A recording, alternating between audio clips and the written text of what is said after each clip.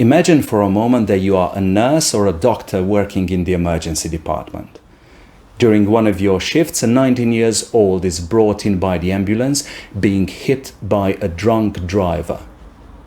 Despite all your efforts to save her life, she dies in the department. Her parents are waiting outside, and you are just about to meet them to break the bad news that she's never going to return home.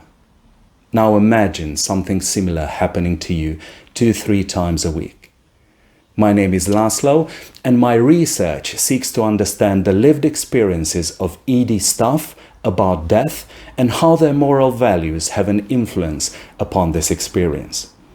So why emergency department? Participants interviewed in this study, from the newly qualified nurse who started only a year ago up to the consultant who spent more than 20 years in the department, staff has expressed that the death experience in ED is very different compared to an environment where that can be planned and expected.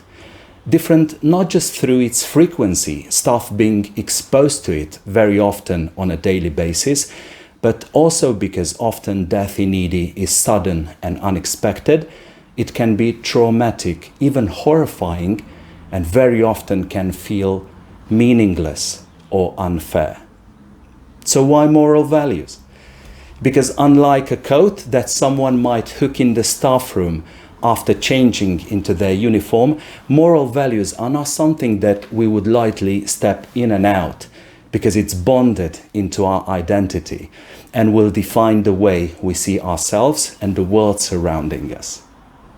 For example, moral values will keep the resuscitation of a child ongoing, even though staff knows that clinically it's futile and it's not going to change the outcome. However, parents will receive a reassurance that the department has done everything in their power to save that child's life. My research will inform practice on developing new training so that staff is going to be better prepared for such complex experiences and will understand how to acknowledge their own values as part of it.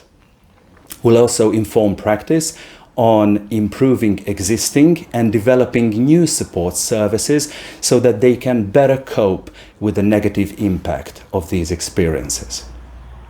Now imagine for a moment a nurse or a doctor spending a little bit more time with a grieving family of a 19 years old who died in a car accident, instead of having to rush to the next patient.